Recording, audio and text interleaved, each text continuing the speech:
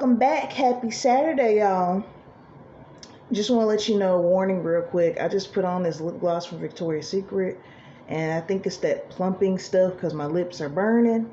So if you see me making crazy faces, that's me trying to get comfortable, okay? So we're going over to Love and Marriage Huntsville Part 1 Reunion. I've never covered Love and Marriage Huntsville on my channel, but something tells me I don't know if it's going to be going on too much longer. It's just, if you've been following the show since the beginning, you see kind of I think the opposite of progression is regression a little bit, or maybe turn into a whole another thing. We'll have to see. But first thing I want to go over, with any reunion show, we have to go over the looks. Now, my favorite look of the night was Kimmy. Kimmy had like this very pretty pink, not cotton candy pink, but like a darker pink, maybe a little lighter than fuchsia dress, and her wig was like an ombre type, or I think it's called balayage now, like blonde and black. It was really cute. I like hers a lot. Tisha's looked like it was tight. It was cute, but it just looked like she sneezed, it was gonna come off. So I don't know, maybe that's her preference for it. Melody's was giving very much Diana Ross in the 80s, but what I didn't like about Melody's outfit was it was a silver dress, like sequin fringes, and silver boots, but it was like two different silvers, two different textures. So to me, it kind of clashed a little bit, but maybe that was the look she was going for. Another look that I really, really liked was Stormy and Courtney. They came with the pink satin, both matching. He had a pink satin tux. She had a pink satin dress. Everybody's makeup was cute.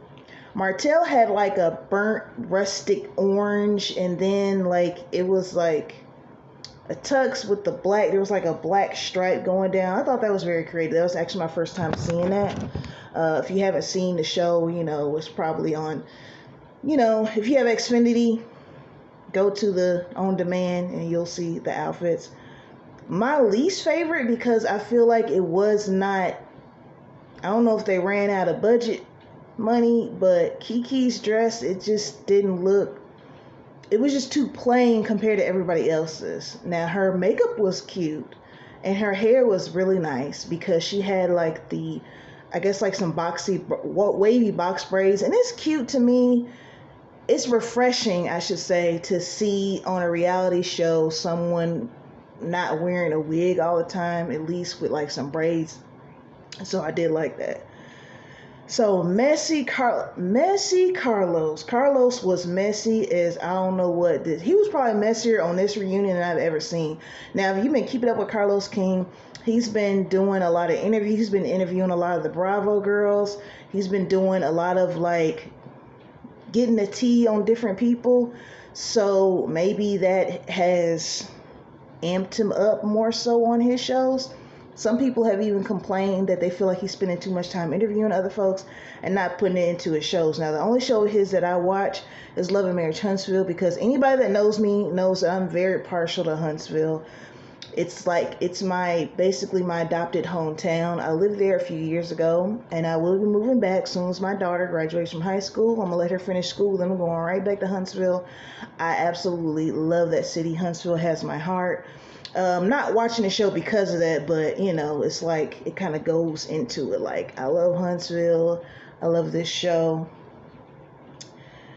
A lot of stuff going on, so we're going to get to it. So we really pretty much kick off with Tisha and Stormy. Now, if you watch this past season that just ended, Tisha was having this hair thing going on with her kids, right?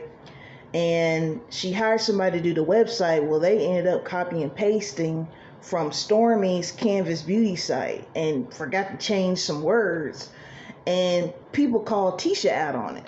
And Carlos was saying he doesn't feel like, which I agree, he's like, you shouldn't get the blame. You should have told whoever made that website to put it on their Instagram, their TikTok, what have you, that they messed up and this wasn't Tisha's fault, that she didn't go in there and just copy her stuff. Now, Tisha was real feisty on this episode. If you've been watching from the beginning, you know that she was kind of really passive. And I think what has happened with Tisha is she's gotten wind and read comments from people saying she doesn't speak up. She's dumb when it comes to her husband, and all this stuff. And because she was really like giving it to Stormy, and Stormy was like, yeah, you practiced in the car, you know, you came in here with a vendetta against me and stuff. And I don't know if she came in there forced, you know, I just feel like she was trying to show the world, hey, I do have a backbone. That's where it was coming from. Because I've been there before. There's been times when, before I just totally learned to be assertive, before you get to that point, you kind of overdo it because you're trying to like, yeah, you can't tell me this and I can speak it for myself. So I think she's in that stage. But once you, with some practice and some years, you will learn how to be assertive without being aggressive, without being like you're trying to fight somebody or what have you. So I could recognize that instantly in Tisha because I've been there. You know, it's kind of like there's this angry black woman stereotype, and for a long time I didn't want to prove that right, so I just let people run over me. But after a while, it's like, no, you're going to think what you want to think about me anyway. You're going to respect me, period. So Tisha, I hope you get practice in that, you know.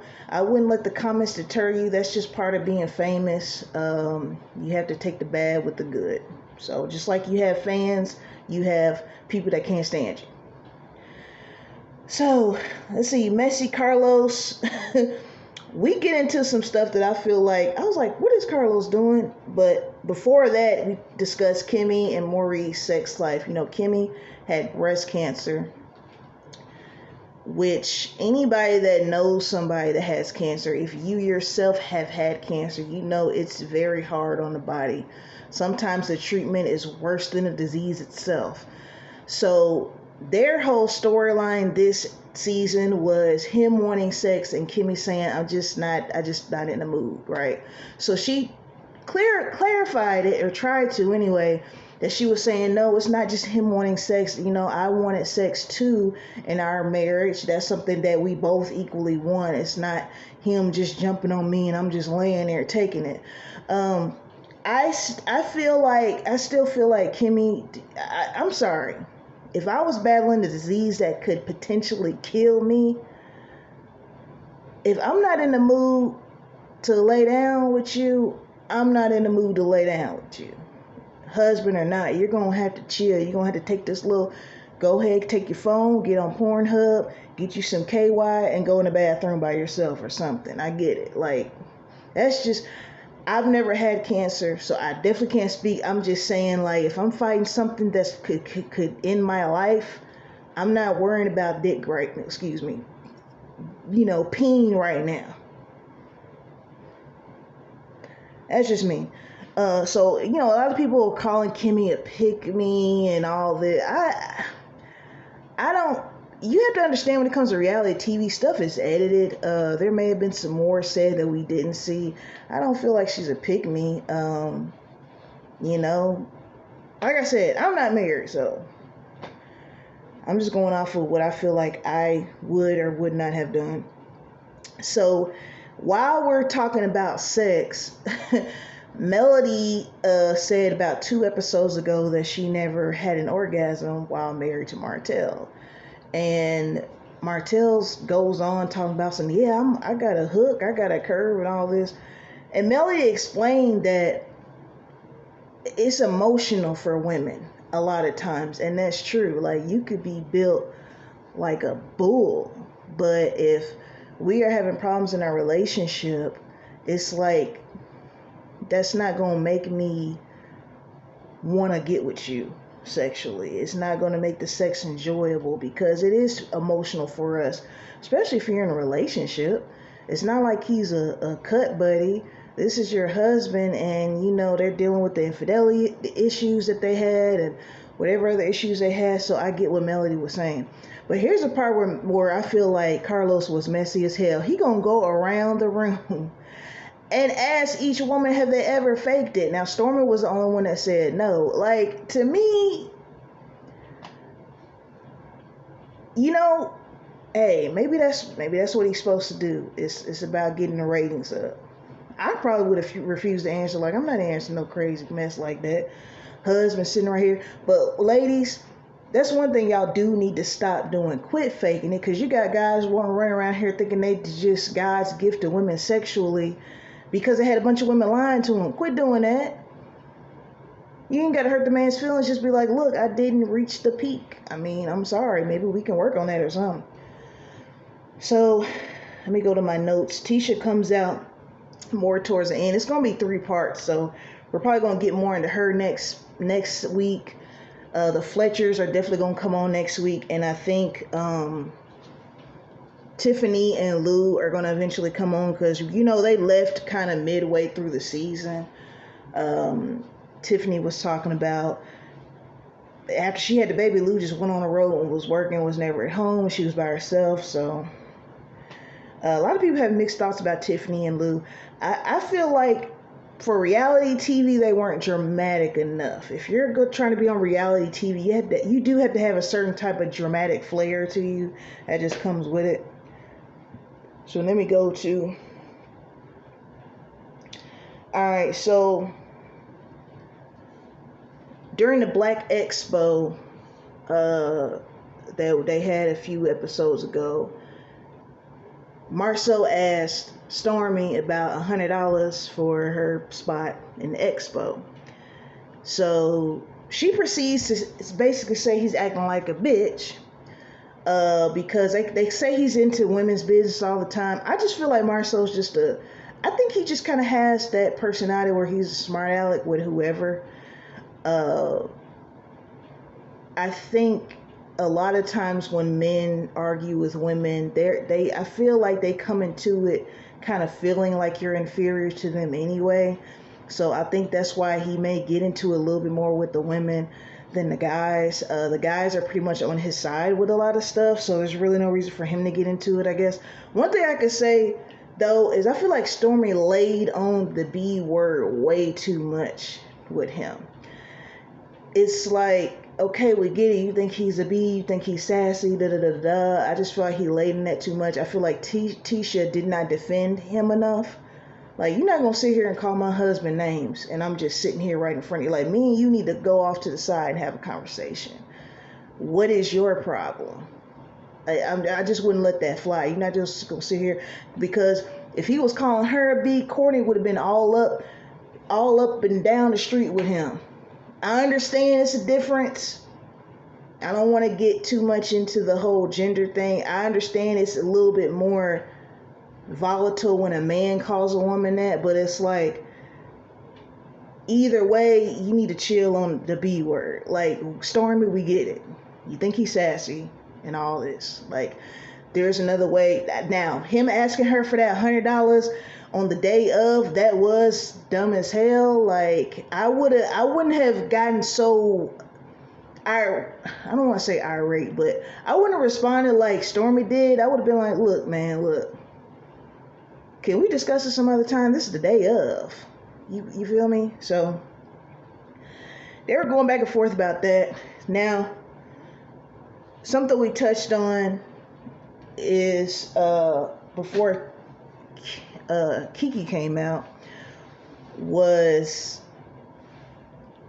when the show first started, like, Tisha's educated, she has degrees and everything, but it's kind of like she's saying she doesn't want the boss life.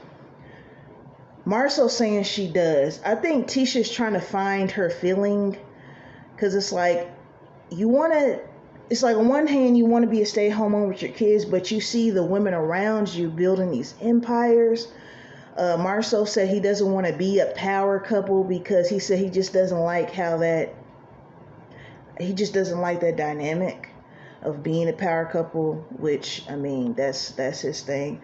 The first season, I did feel kind of for Tisha, because it's like, I did feel like she was kind of overshadowed. She has to find her way. She's in her early 40s, and I know a lot of people, especially younger people, will think, well, by that time, you need to have yourself together. Let me tell you something. I'm 36. I have been 3, 4, 5 different people in the last 15 years. You're going to grow, you're going to evolve, you're going to change. What you may be adamant about on this end, a few years from now, your whole opinion might change on it. So I just hope Tisha finds her footing. Like I said, I can definitely see she's trying to get more of a voice for herself. Like, it's definitely apparent in this reunion that she's trying to get that going. Okay, so Tisha comes out there, and her thing is, her and Tisha, Kiki, did I say that? Kiki comes out, and you know, her and Tisha are cousins. They're pretty much going this thing where there's rumors about Marceau. And I'm going to say this just like I've heard plenty of other people say on the interwebs. If you do not have concrete evidence about Marceau cheating, can you please leave it alone? We've been talking about Marceau cheating probably for at least the last 2 or 3 seasons. There's no one has come forward. Like, let's just leave it alone. I feel like, look, Tisha and Marceau, that's their marriage. They have their thing going. Just leave it alone. And I know Keisha, man, put their names together. I know Kiki, I don't know what her deal is with trying to prove that. And this episode ended with Tisha saying, hey, Kiki, you cheat on your husband plenty of times. He cheat on you plenty of times. And then that was a cliffhanger. So we'll see next week what's going on with that. My favorite couple right now are the Fletchers. I love them. I think they're really good for the show. I hope they stay. I actually think Carlos should give them their own show. Like, I think they got enough juice where they can run their own show, you know, with their children, and, you know, maybe some of the Love and Marriage Huntsville cast, you know, guest starring on there here and there. But I mean, hey, Carlos, if you happen to see this, give it a thought. Maybe it's in the works. Who knows?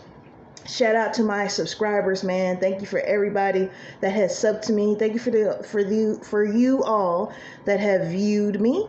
I will see you not next week, because I will be back before next week, but I got a bunch of stuff coming next week. Book of Clarence is coming out, Mean Girls, and this reunion special part 2. All right. As always, peace and blessings, y'all. Have a good one.